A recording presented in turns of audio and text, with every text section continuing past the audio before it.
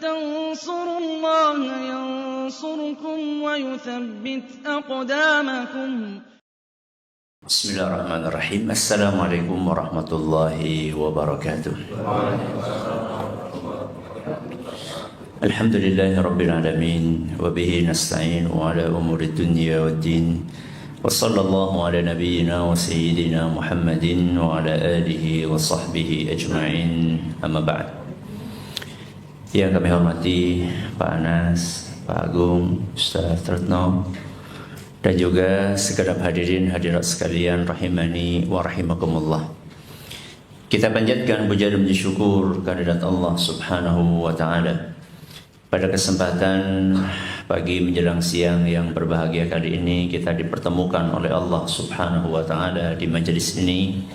Kita berharap semoga Allah Azza wa Jalla berkenan untuk melimpahkan kepada kita semuanya ilmu yang bermanfaat sehingga bisa kita amalkan sebagai bekal untuk menghadap kepada Allah Jalla wa Ala. Allahumma amin.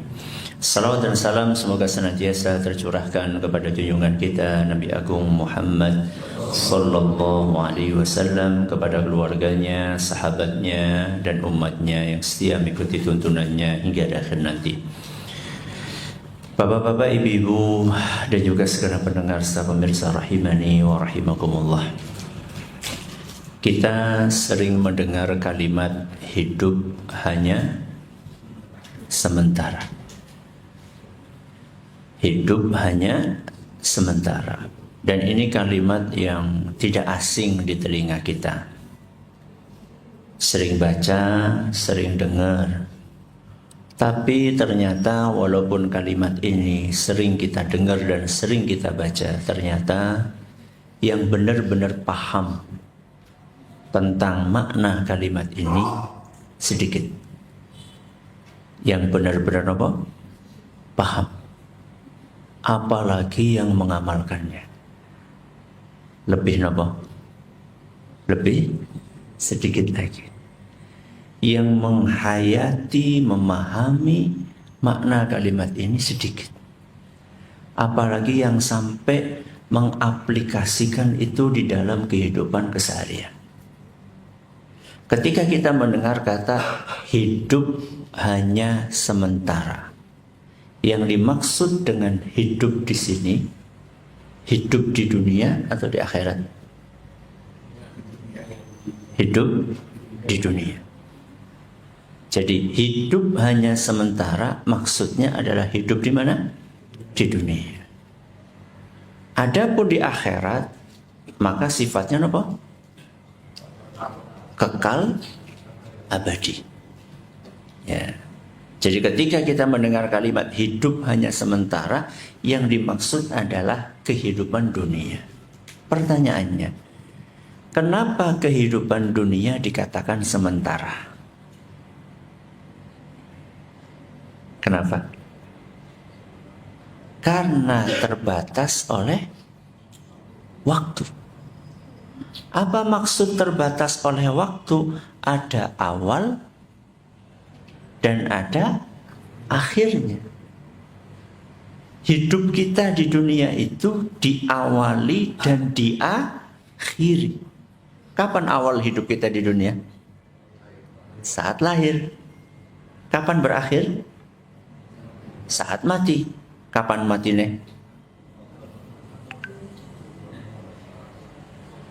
Mungkin gak matinya nanti habis pengajian? Orang lagi ndongakaken. Tapi itu mungkin kan? Jadi kenapa kehidupan dunia dikatakan sementara? Karena terbatas oleh waktu. Ada awalnya dan ada akhirnya. Sebab berikutnya, kenapa dunia dikatakan sementara? Karena bersifat tidak pasti dan rentan. Bersifat apa? Tidak pasti dan rentan. Kita ini tidak bisa memastikan besok kita ini mau ngapain. Bisa Ustaz, besok saya mau berangkat umroh. Besok mau berangkat kerja. Jam berapa masuk di sini? Jam 8. Bisa Ustaz. Besok jam 8 berangkat kerja. Pulang? Jam 4. Jam 4 sore pulang. Bisa Ustaz. Itu kan rencana. Baru nopo? Rencana. Tapi apakah kenyataannya akan terjadi seperti itu? Jawabannya nopo? Belum pasti. Ya. Yeah.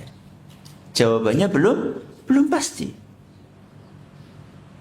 Apa iya Ustaz? Iya, buktinya banyak banget. Buktinya banyak banget orang-orang yang berencana akan berangkat jam 8 ternyata berangkatnya jam setengah 8. Masya Allah, rajin banget. Ternyata berangkatnya jam 9. Kenapa? Bane gembes. Ya. Apa maning? Periksa dulu.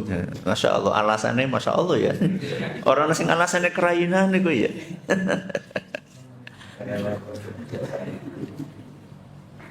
Kenapa hidup di dunia dikatakan sementara? Karena tidak pasti. Karena tidak pasti. Dan sangat rentan. Ya. Hari ini sehat. Besok? Mudah-mudahan sehat.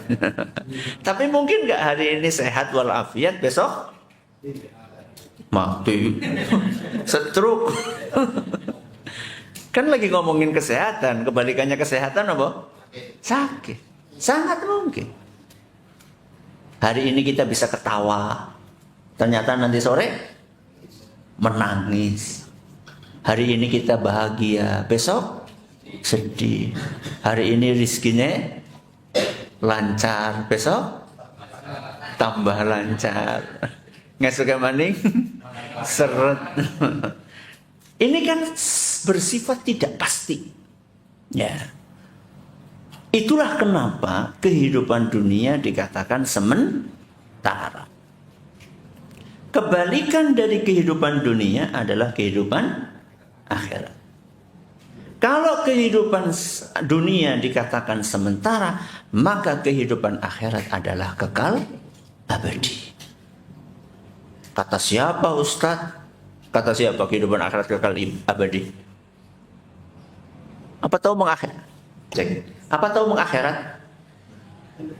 Ya udah tahu mengakhirat ya orang nengken. Kata siapa akhirat abadi? Kata Al-Quran. Kata Al-Quran. Sebagaimana yang Allah sampaikan di dalam surat Ghafir. Surat apa? Ghafir ayat 39. Dalam surat Ghafir ayat 39, Allah Subhanahu wa taala berfirman, "Wa innal akhirata hiya darul qarar." Dan sesungguhnya akhirat itu adalah tempat yang abadi. Tempat yang abadi. Surat apa wau? Ghafir. Surat Ghafir ini punya nama lain. Apa coba?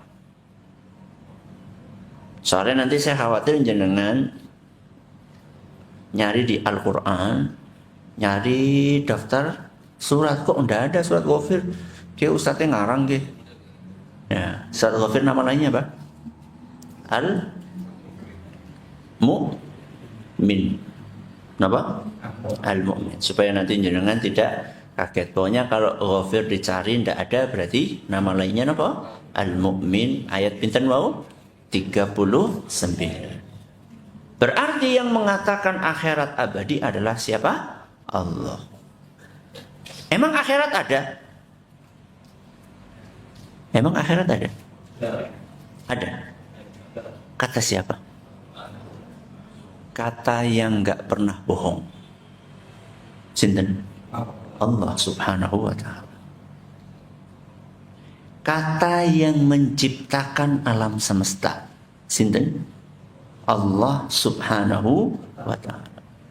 Kata yang maha jujur, kata yang maha benar, yang tidak pernah berdusta, yaitu Allah Subhanahu wa ta'ala.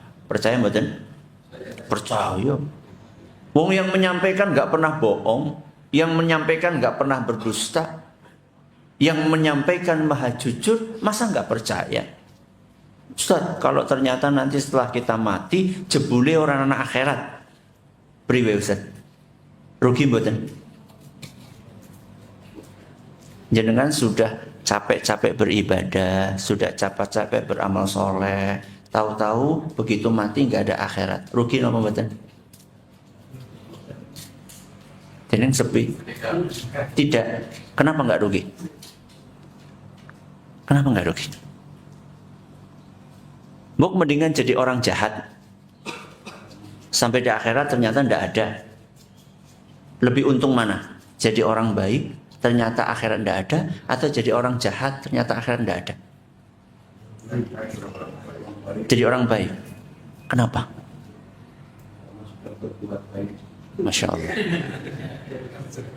Karena orang baik itu di dunianya dia sudah mendapatkan keuntungan. Apa keuntungannya orang baik di dunia? Keuntungannya dia akan mendapatkan ketenteraman dan kedamaian. Untung buatan? Untung. Ketenteraman, kedamaian, ketenangan, itu yang dicari oleh seluruh penduduk dunia. Dan itu nggak ada di mall, nggak dijual. Ketika orang saat di dunianya dia menjadi orang yang baik, dia sholat, dia puasa, dia baca Quran, dia berzikir, dia sudah merasakan kedamaian, dia merasakan ketenangan, dia merasakan ketenteraman. Kedamaian dan ketenteraman itu yang membuat hidupnya bahagia. Coba jenengan bayangkan ya, saudara-saudara kita di Palestina. Saudara-saudara kita di Palestina, mereka digenosida itu berapa hari? 400 ya, 400 sekian hari. Tegar mereka. Padahal sepanjang sejarah negara-negara yang digenosida itu paling cuma bertahan berapa hari? Ada yang cuma 1 hari, ada yang cuma 6 hari. Pol-polnya paling 2 minggu. Setelah itu mereka pada nyerah, angkat tangan. Saudara-saudara kita di Palestina, mereka bertahan sampai 400 hari lebih. Padahal setiap hari dia melihat bapaknya meninggal, anaknya melihat, ibunya meninggal, istrinya meninggal. Apa yang membuat mereka kokoh? Apa yang membuat mereka tegar menghadapi ujian yang begitu berat? Kalau bukan apa? Keimanan. Ya.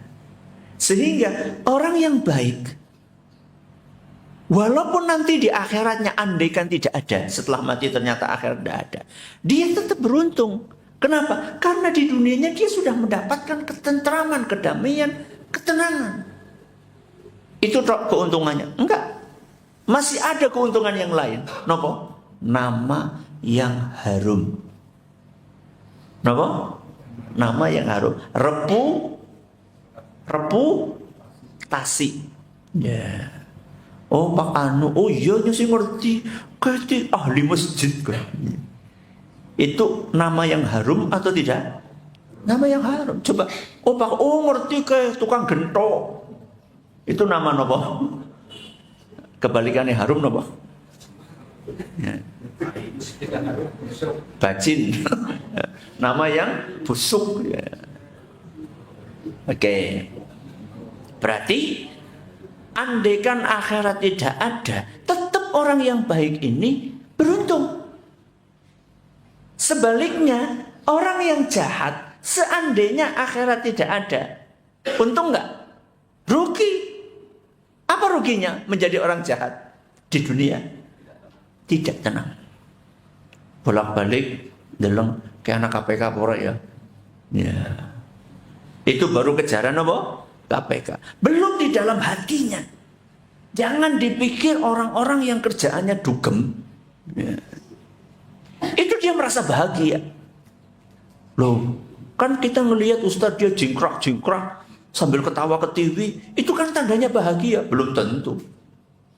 Apakah ketawa tanda bahagia? Belum tentu. Kalau ketawa adalah tanda kebahagiaan satu-satunya, maka orang yang paling bahagia adalah orang yang ketawa 24 jam. Siapa? Wong stres. Apakah dia bahagia? Mungkin nggak orang bahagia tapi tidak ketawa, justru menangis. Mungkin.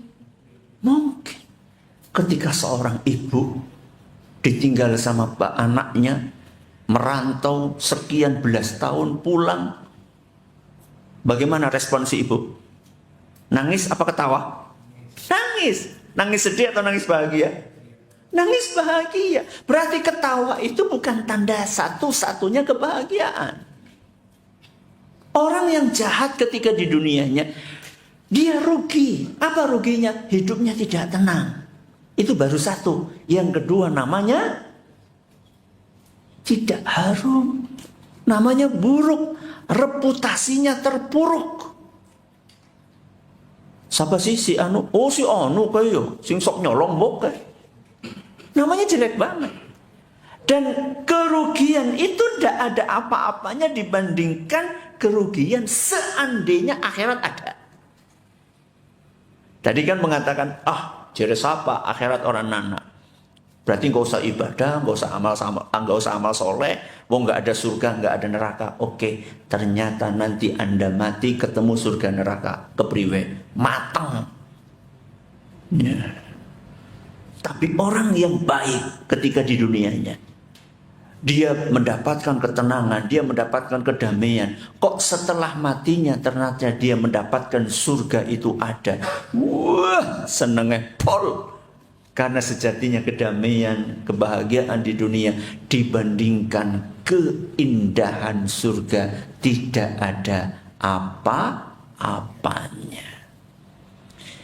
Mungkin enggak akhirat itu kita carikan dalil yang logis? Logis itu berarti masuk apa? Masuk akal. Mungkin enggak? Kalau selama ini kan kita pakai dalil Al-Quran, dalil apa? Hadis Nabi SAW, dan itu bagus. Tapi mungkin enggak kita mencarikan dalil logis untuk menunjukkan akhirat itu ada?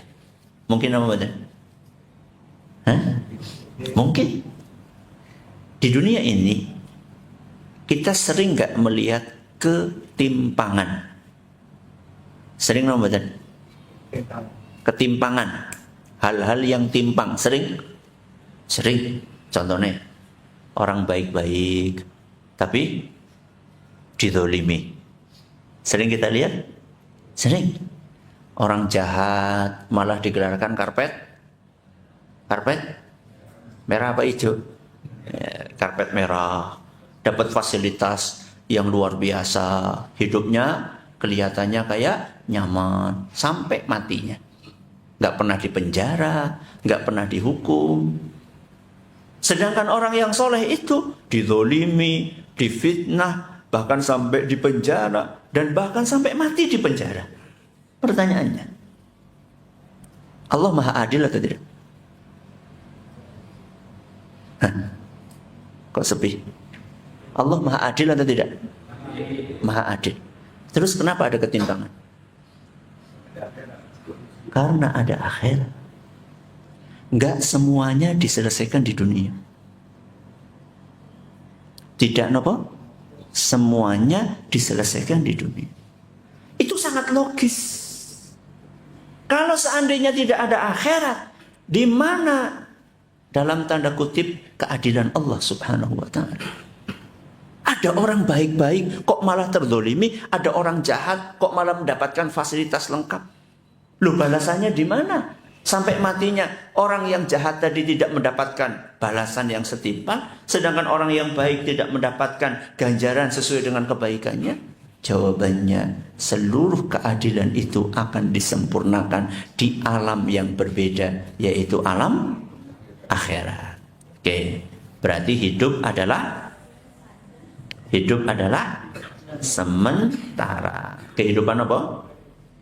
Kehidupan dunia. Terus bagaimana kita mengaplikasikan keyakinan hidup itu hanya sementara di dalam keseharian kita? Cara mengaplikasikannya adalah dengan mengamalkan apa yang disampaikan oleh Nabi kita Muhammad sallallahu alaihi wasallam dalam sebuah hadis yang diriwayatkan oleh Imam Bukhari dari seorang sahabat Nabi sallallahu alaihi wasallam yang kita kenal dengan julukan Ibnu Umar. Sinten? Ibnu Umar. Bedekan. Ibnu Umar itu namanya siapa? Angkat tangan. Sini yang sepi. Abdullah. Ustaz itu ya pasti bisa. Siapa namanya? Abdullah. Berarti Ibnu Umar itu Abdullah Ibnu Umar radhiyallahu anhuma. Kata beliau, akhadha Rasulullah SAW bimangkibi faqala. Pada suatu hari Nabi SAW merangkul pundakku. Pundaknya siapa? Ibnu Umar. Dan ini menunjukkan keakraban antara seorang Nabi dengan umatnya. Ya. Nabi tidak gengsi untuk merangkul Ibnu Umar. Setelah Nabi SAW merangkul bahunya Ibnu Umar, maka beliau berkata, kun fid dunya ka'annaka gharibun aw 'abiru sabilin.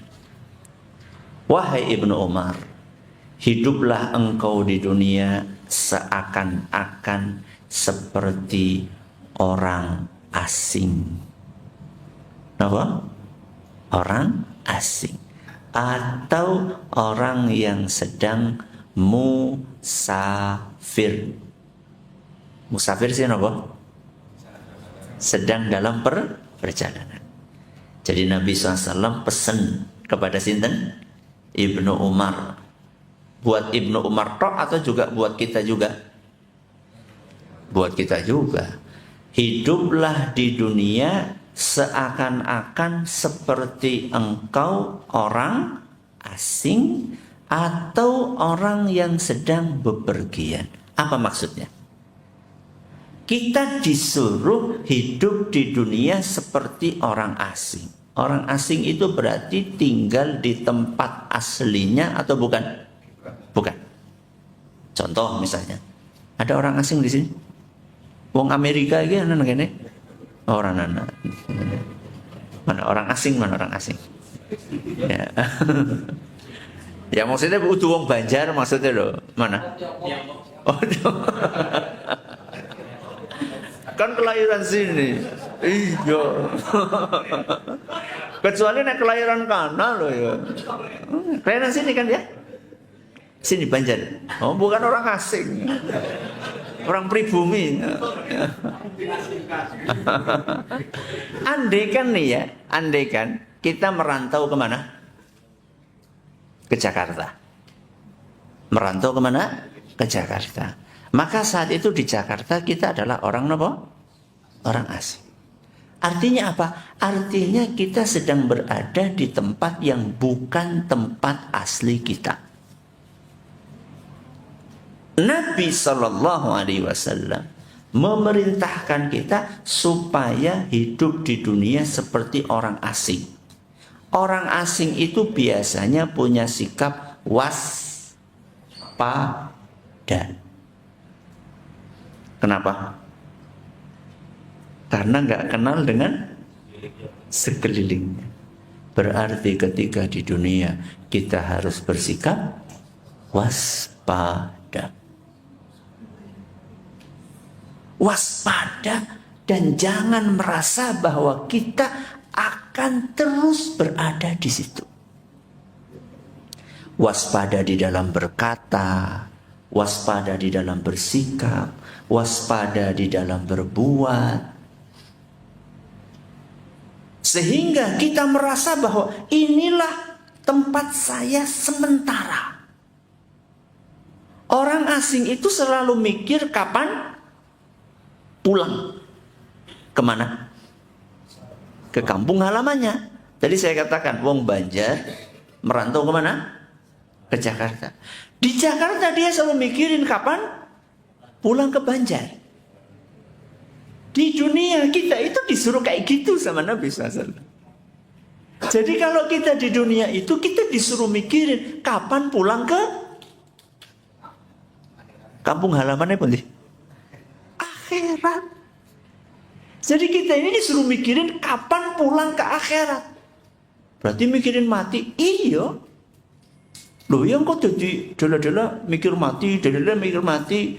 Ya jadi orang produktif Ustaz. Justru karena ingat mati jadi apa? Produktif.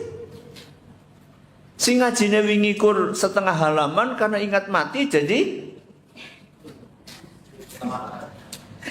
wingi setengah halaman kok seperempat juz maksudnya.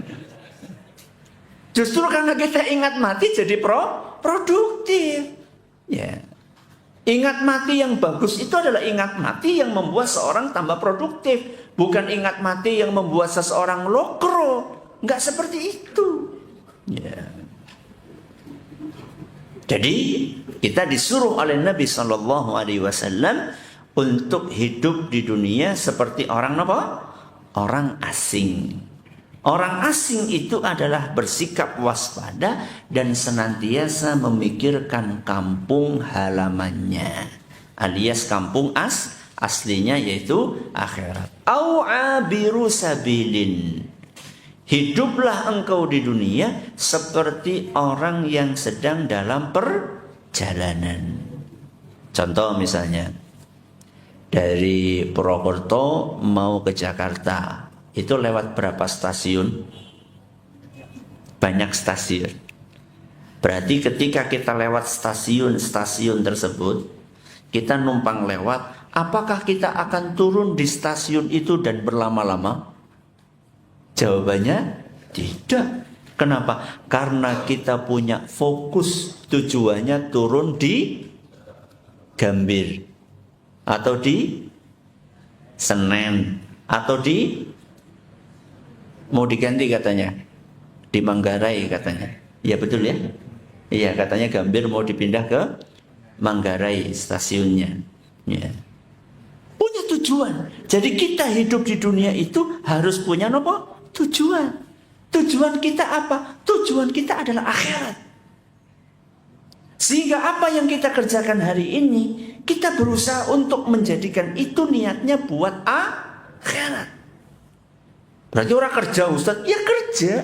Kerjanya adalah untuk mencari apa? Akhirat.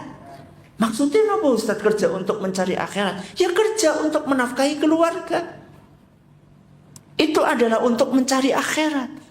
Karena kita sebagai kepala rumah tangga, kita punya kewajiban yang diwajibkan oleh Allah kepada kita, yaitu memberikan nafkah kepada keluarga. Sehingga ketika kita kerja untuk memberikan nafkah buat keluarga, dapat pahala atau tidak? Insya Allah dapat pahala. Bekerja untuk mencari akhirat, waktunya sholat? Waktunya sholat? Sholat. Ya. Itu namanya bekerja untuk mencari akhirat. Sehingga tidak hanya melulu dunia. Bekerja untuk mencari akhirat artinya adalah pekerjaan yang dipilih hanya yang dibolehkan oleh Allah Subhanahu wa ta'ala saja. Kalau misalnya kita sudah yakin ini gak boleh sama Allah, maka kita tinggalkan. Itu namanya bekerja untuk akhirat. Jadi pesan dari Nabi kita Muhammad sallallahu alaihi wasallam adalah hiduplah di dunia seakan-akan seperti engkau apa? Orang asing atau sedang dalam perjalanan. Di akhir hadis itu Ibnu Umar radhiyallahu anhu menutup nasihatnya dengan mengatakan, "Idza amsayta fala tantadhiris sabah wa idza asbahta fala tantadhiril masa." Kalau engkau masuk waktu sore, gak usah nunggu pagi, dan kalau kamu masuk waktu pagi, gak usah nunggu sore. Artinya apa? Artinya jangan terlalu panjang angan-angan. Misal nih, pagi ini nih, aku harap tobat lah, engkau baiklah sore. Itu jangan dilakukan. Berarti kalau mau tobat, pripun? Langsung saja, nggak usah nunggu sore. Kenapa? Karena belum tentu hidup sampai sore. Kalau mau infak, nggak usah nunggu besok. Ya, begitu ada niat untuk infak, langsung apa? Infak. Kenapa? Karena belum tentu juga kita masih hidup sampai besok. Itu nasihatnya Ibnu Umar radhiyallahu anhu. Lalu beliau tutup, wa khudh min sihhatika lisaqamik. Kalau lagi sehat, maka manfaatkan kesehatanmu sebelum datang masa sakitmu. Wa min hayatika limautik. Kalau masih hidup, gunakanlah hidupmu sebelum datang matimu. Alias banyak-banyaklah beramal mumpung lagi sehat, mumpung lagi hidup. Kalau sudah sakit, nggak bisa berangkat ke masjid, nggak bisa puasa, nggak bisa haji, nggak bisa umroh, mumpung lagi sehat. Kalau sudah mati, nggak bisa lagi baca Quran, nggak bisa lagi zikir, mumpung masih hidup baca Quran. Mudah-mudahan apa yang kami sampaikan bermanfaat bagi kita semuanya. Wassallallahu ala nabiyyina Muhammadin wa ala alihi wa sahbihi wasallam. Ada pertanyaan, silahkan.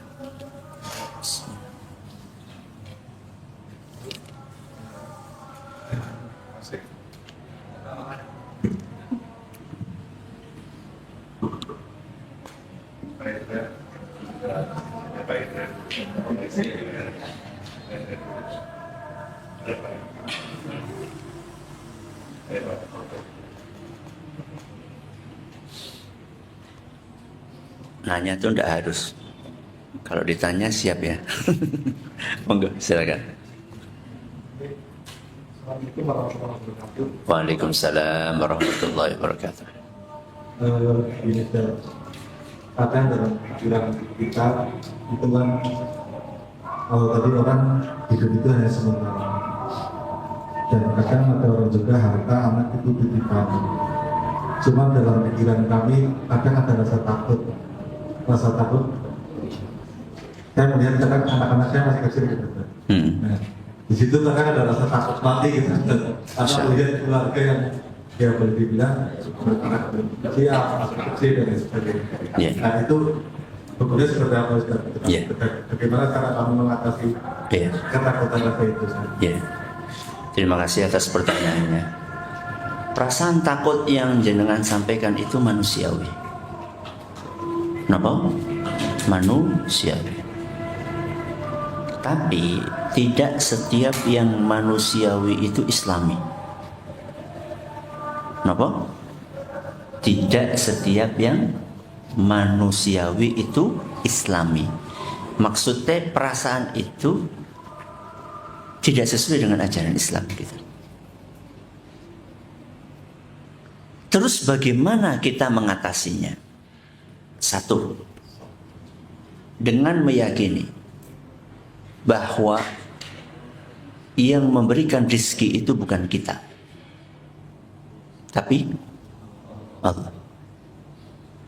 Perasaan takut itu muncul karena kita berpikir, nanti kalau saya mati, siapa yang menafkahi istri dan anak?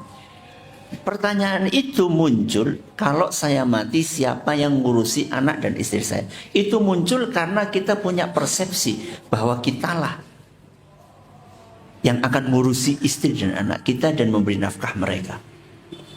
Padahal kita ini cuma numpang lewat dari Allah. Allah ngasih rezeki lewat apa? Kita, terus kita berikan kepada anak dan istri kita. Mungkin gak Allah ngasih rezeki gak lewat kita? Selesai. Maka yang harus kita tumbuhkan di dalam hati kita adalah yang ngasih rezeki bukan kita. Kita cuma talang lah ya. Kenapa? Talang. Begitu talang ini tidak ada, akan ada talang yang lainnya. Bahkan kadang-kadang nggak pakai talang. Pribun? Langsung Allah kasih. Ya. Sehingga para ulama kita dahulu, para nabi alaihi wassalam, yang mereka khawatirkan saat mereka meninggal dunia bukan anak dan istri saya makan apa, tapi yang mereka khawatirkan adalah anak dan istri saya akan menyembah siapa. Para nabi alaihi wassalam, ketika mereka dalam keadaan sakaratul maut, apa yang mereka ucapkan? Ma ta'buduna min ba'di. Kalau saya mati, kalian akan menyembah siapa? Karena itu belum ada jaminannya. Kalau rezeki ini sudah ada jaminannya. Wa ma min dabbatin illa 'ala Allah wa ma min dabbatin fil ardi illa 'ala Allah rizquha. Semua makhluk hidup di bumi ini sudah ditanggung rezekinya sama Allah. Semua makhluk hidup. Anak istri kita makhluk hidup bukan? Makhluk hidup. Sudah ditanggung, tapi keimanan itu belum ditanggung. Apakah nanti kita akan beriman sampai mati? Apakah nanti keturunan kita akan beriman sampai mati? Itu belum ditanggung sama Allah. Kita tidak tahu. Makanya para nabi itu lebih mengkhawatirkan itu daripada urusan rezeki. Kalau urusan rezeki, asal kita sudah beriman, saat kita meninggal dunia, malaikat akan turun kepada kita dan mengatakan, alla takhafu wa la tahzanu. Jangan kalian takut, jangan kalian sedih. Apa bedanya takut sama sedih? Jadi malaikat pesan kepada orang yang beriman ketika sakaratul maut, jangan takut, jangan sedih. Apa bedanya takut sama sedih? Kata para ulama, orang yang meninggal dunia itu pasti dia akan memikirkan apa yang akan dia hadapi dan apa yang akan dia tinggalkan. Apa? Apa yang akan dia hadapi dan apa yang akan dia tinggalkan. Apa yang akan dia hadapi itu maksudnya di akhirat nasibnya kayak apa. Apa yang akan dia tinggalkan maksudnya adalah keluarga. Orang yang mau mati itu pikirannya dua. Nanti kalau saya mati, saya mau masuk ke surga atau ke neraka. Dan hari itu juga dia akan memikirkan nanti anak dan istri saya siapa yang akan ngurusi. Perasaan khawatir itu dijawab sama malaikat, alla takhafu wa la tahzanu. Gak usah takut, gak usah sedih. Karena sejatinya engkau akan dimasukkan ke surga. Berarti masa datangnya apa yang akan dihadapi sudah selesai. Wa abshiru bil jannati allati kuntum tu'adun. Itu kelanjutannya. Engkau sudah mendapatkan kabar gembira akan dimasukkan ke dalam surga yang telah dijanjikan sama Allah. Adapun apa yang akan kita tinggalkan sudah akan diurusi sama Allah Subhanahu wa ta'ala. Saya tanya, anak dan istri diurusi sama kita dengan diurusi sama Allah, lebih terjamin siapa? Allah. Selesai.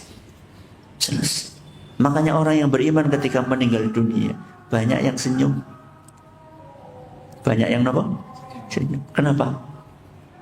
Karena beban pikirannya sudah plong, sudah pasti masuk surga. Anak istrinya sudah diurusi sama Allah. Makanya orang yang beriman itu tersenyum ketika meninggal dunia. Karena beban pikiran dua hal tadi itu sudah bebas, sudah dibebaskan oleh Allah Subhanahu wa ta'ala melalui kabar gembira yang dibawa oleh malaikat. Supaya kita dapat itu bagaimana Ustaz? Ya beriman. Syaratnya gue tok. Kenapa? Beriman. Mangsanya sholat. Ya udah gitu aja. Ya. Mangsanya pahal. Ya, mangsanya puasa. Mangsanya baca Quran. Mangsanya ngaji. Sudah selesai. Begitu meninggal dunia dapat dua kabar gembira tadi. Nanti, okay? Ada yang lain atau Sampai jam berapa ini? Masih? Oh, oke, silakan.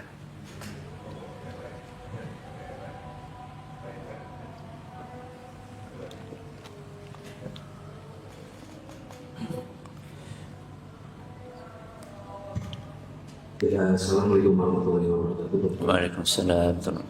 Mohon izin mungkin terkait permasalahan terhadap rasa bakti kepada orang tua mungkin.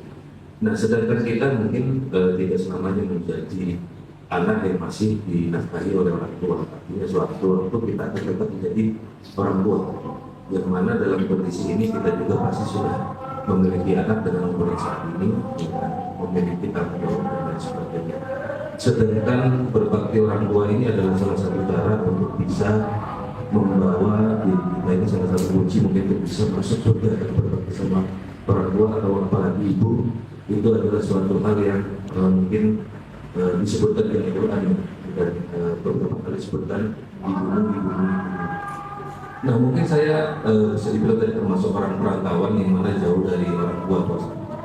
Itu bagaimana cara saya untuk bisa berbakti dari posisi saya yang saat ini mungkin jauh seperti itu. Karena kan untuk berbakti secara langsung itu kan rasanya lebih aktor ya, bos. Betul. Tapi karena jauh dengan kondisi saya juga di sini harus misalnya memikirkan anak istri saya juga, yang mana mereka juga butuh pendidikan, butuh untuk dinafkahi. Sedangkan mungkin di tempat orang tua itu adalah tempat yang mungkin saya belum tahu mungkin saya jelas seperti apa, misalnya seperti itu. Ada nggak cara dari jauh saya bisa berbakti dengan orang tua itu menurut dari sisi agama Islam itu seperti apa? Terima kasih. Terima kasih atas pertanyaannya. Nabi SAW punya pesan seperti ini: saddidu wa qaribu. Saddidu wa qaribu. Saddidu itu artinya adalah maksimallah. Qaribu, kalau tidak bisa maka mendekatilah kepada level maksimal. Jadi kita itu yang terbaik adalah bersikap apa? Maksimal. Kalau tidak bisa ya paling tidak apa? Mendekatilah. Mendekati maksimal berarti apa? Optimal. Ya. Kalau kita aplikasikan sabda Nabi SAW tadi terkait dengan pertanyaan yang jenengan tanyakan adalah berbaktilah kepada orang tua secara langsung, itu maksimal. Itu apa? Maksimal. Berarti mendampingi orang tua, tinggal bersama orang tua. Kalau tidak bisa, maka paling tidak ya berusaha sekuat tenaga untuk mendekati itu. Caranya bagaimana? Caranya adalah kapan ada kesempatan untuk pulang kampung, nopo? Pulang kampung. Kapan ada kesempatan untuk pulang kampung, maka pulang kampung untuk menengok orang tua menjadi prioritas. Oke. Terus, kalau nggak bisa pulang kampung, alhamdulillah kita tinggal di zaman di mana alat komunikasi dimudahkan sama Allah. Dan bukan hanya telepon, tapi apa? Video call. Maka jadikanlah agenda untuk menghubungi orang tua sebagai agenda rutin. Kalau bisa bukan mingguan, tapi apa? Harian. Sehingga orang tua itu bisa terobati perasaan rindu dan kangennya kepada anak dan cucu-cucunya. Dan itu diagendakan. Jangan sesempatnya. Kalau sesempatnya orang bakal sempat, maka diagendakan. Pokoknya jam sekian sampai sekian itu adalah waktu buat orang tua. Ya. Sehingga betul-betul sudah teragenda jam sekian pokoknya waktunya telepon buat orang tua. Oke, itu terkait dengan sesuatu yang sifatnya psikis. Psikis itu apa? Perasaan. Ya, telepon itu kan perasaan. Adapun yang terkait dengan yang sifatnya materi, uang. Maka selama kita bisa menafkahi orang tua kita, nafkahi. Wajibkah anak menafkahi orang tua?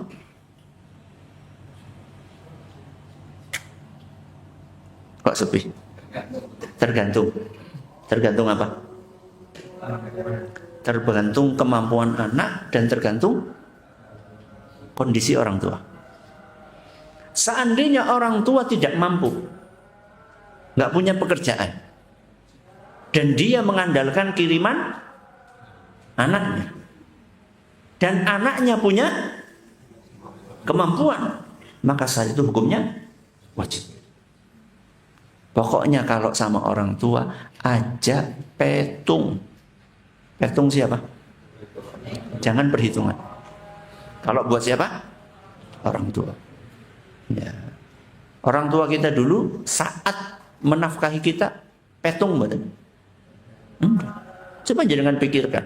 Mulai dari kita lahir sampai kita mentas, itu sudah berapa duit orang tua nafkahkan buat kita? Enggak terhitung, banyak sekali. Maka sekarang gantian. Ketika orang tua kita semakin lemah, sedangkan kita semakin kuat, bahkan di puncak kekuatan kita, itulah saatnya kita memberi kepada siapa? Orang tua kita. Itu secara materi. Jadi kalau memang kita alhamdulillah punya kelebihan rezeki, maka jangan lupakan orang tua kita. Jadi begitu caranya. Kalau nggak bisa maksimal, ya berusahalah untuk mendekati maksimal dengan cara waktunya ada libur ya segera pulang kepada orang tua. Kalau nggak ada waktu libur ya lewat handphone. Itu terkait dengan memenuhi kebutuhan psikis orang tua. Adapun kebutuhan materi, maka semampu kita berusaha untuk menafkahi orang tua kita. Ya, ada yang lain monggo?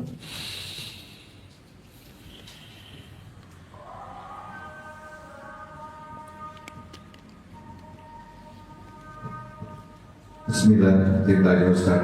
Yang pertama terkait dengan kita semua tadi Ustaz mengingatkan alam akhirat, yang mana hisab pertama kali dari berbagai sumber ini adalah sholat ini Ustaz. Nah, bagaimana kita istilahnya berupaya untuk mengutamakan, menjaga, syukur, meningkatkan kualitas sholat kita, karena sebagaimana itu adalah hisab yang akan diperhitungkan. Kemudian yang pertanyaan kedua, ini terkait dengan tadi Ustaz mengingatkan yang mungkin ada sambungnya ditanyakan oleh Pak Wawan, saudara kami Pak Wawan, yaitu adalah bagaimana sih kita meningkatkan kualitas tauhid kita dalam segala hal, senantiasa mengingat bahwa semua adalah memang dalam kendali, dalam ketentuan Allah. Mengingat kita dalam berikhtiar berniaga saat ini dengan era modernisasi, banyak platform, banyak sarana, terutama yang modern-modern, kadang-kadang membuat kita seperti lebih ketergantungan peralatan ataupun mekanisme di dunia ketimbang pemilik alam semesta raya ini. Bagaimana kiatnya untuk kita selalu mengasah bagaimana iman tauhid kita bahwa semuanya adalah segala sesuatu bersumber kepada kendali Allah SWT. Terima kasih. Terima kasih atas pertanyaannya. Bagaimana supaya kita bisa terus menjaga sholat kita? Saya tanya sama jenengan, sholat itu berat atau tidak? Jujur, berat atau tidak? Berat. Berat. Apalagi sholat malam, subuh, sama sholat isya, asar juga. Kalau jenengan pulang jam 4 sih mending. Kalau yang pulangnya siang-siang itu, ya asar itu kan lagi enak-enaknya Pak. Lagi enak-enaknya istirahat. Berat. Tidak dipungkiri, berat. Makanya dikatakan di dalam agama kita, ibadah itu adalah taklif. Taklif itu beban. Pelakunya namanya mukallaf. Orang yang mendapatkan beban. Jadi itu sesuatu yang sifatnya beban. Tapi Kapan beban itu akan terasa ringan? Ketika kita terbiasa. Kapan itu akan terasa nikmat? Ketika kita merasakan manfaatnya. Saya ulangi. Sesuatu yang berbentuk beban, yang pastinya berat, akan terasa ringan. Kapan? Kalau terbiasa. Kapan naik level bukan hanya terbiasa, tapi terasa nikmat ketika kita sudah bisa merasakan efek positifnya dalam kehidupan. Oke. Berarti supaya terasa ringan harus dibiasakan. Ya. Di Kataraka ini kan waktunya sholat no problem kan, mereka mau pada sholat. Ya. Bersyukur kepada Allah. Saya sering ketemu sama orang yang bekerja di sebuah perusahaan, mau sholat saja susahnya minta ampun. Mau sholat saja susahnya minta ampun. Ya. Harus kucing-kucingan, padahal dia bukan kucing. Ya. Maka bersyukur kepada Allah. Ini adalah kemudahan dari Allah agar kita bisa membiasakan. Oke. Berarti harus dibiasakan. Seperti orang lari lah ya. Orang yang nggak pernah lari, ujuk-ujuk disuruh lari 1 kilometer. Ngos-ngosan buatan? Ngos-ngosan. Tapi begitu itu dia jalani selama sepekan, 2 pekan, 3 pekan, lama-lama akan terbiasa. Kira-kira seperti itulah. Ya, mirip-mirip. Ya. Oke. Berarti supaya terasa ringan harus dibiasakan. Setelah terasa ringan, kita pengen naik level. Apa level berikutnya? Menikmati. Kalau tadi baru terasa biasa, ini menikmati. Tandanya menikmati itu adalah merasa kurang. Kayak kita nih kalau suka makanan, ya, lauk yang enak itu akan membangkitkan apa? Selera. Biasanya jukut sega secendong, begitu lauknya sesuai dengan selera, jukut sega sejeding. Berarti kan nambah. Itu kalau orang sudah menikmati. Kalau kita sudah menikmati baca Quran, itu baca 1 halaman itu terasa kurang. Imam solate bacaannya pendek terasa seneng napa kurang? Alhamdulillah kulhu maning. Itu berarti kita sudah menikmati atau belum? Nah, kita kan pengen naik level, ya. Ibarat sekolah gue aja PAUD terus gitu loh. Munggah jadi apa? TK, ya. Aja TK terus munggah, napa? SD gitu. Kira-kira seperti itulah. Bagaimana supaya kita bisa menikmati ibadah dengan merasakan dampak positifnya? Apa dampak positif dari ibadah? Sudah saya jelaskan tadi. Ketenangan, terus apa? Kedamaian, ketentraman. Itu kalau sudah kita rasakan, maka kita akan terasa nikmat dalam menjalani ibadah tersebut. Dan tentunya jangan lupakan Allah Subhanahu wa ta'ala. Kita senantiasa berdoa, Allahumma a'inni ala dzikrika wa syukrika wa husni ibadatik. Ya Allah, bantulah aku supaya bisa senantiasa berzikir, bersyukur dan beribadah dengan baik. Ya, jangan lupakan Allah. Ini pertanyaan pertama. Pertanyaan kedua, bagaimana Ustadz untuk meningkatkan tauhid kita? Yang pertama, belajar. Yang kedua, mengaplikasikan. Apa yang pertama? Belajar. Yang kedua, mengaplikasikan. Jadi kita itu kenapa masih tergantung kepada usaha-usaha lahiriah? Tadi itu cuma menggantungkan kepada kerja kita, dan kita lupa sama Allah karena kita kurang belajar tentang kesempurnaan Allah. Kita ini jarang ngaji Asmaul Husna. Selama ini Asmaul Husna cuma diapain? Cuma dibaca, dihafal, dilantunkan. bukan diapain, bukan dikaji, didalami, dihayati. Itu kekurangan kita. Maka supaya kita mengenal Allah, kaji Asmaul Husna tersebut, dipahami, direnungi. Ya, alhamdulillah kami punya pengajian Asmaul Husna rutin setiap pekan, setiap Senin malam, Selasa, pada maghrib sampai Isya. Mungkin sudah hampir 60 Asmaul Husna mungkin, atau lebih, mungkin sekitar 70-an. Satu persatu dikupas gitu ya. Ar-Rahman Ar-Rahim, Al-Malik Al-Qudus, Al-Aziz Al-Jabbar, Al-Ali. Satu-satu dikupas maknanya apa, supaya kita semakin kenal sama sinten Allah. Tak kenal maka tak sayang. Kenapa kita nggak sayang, nggak cinta sama Allah? Karena nggak kenal. Yang pertama adalah belajar. Yang kedua aplikasi. Begitu dapat ilmu diaplikasikan. Contoh kayak tadi.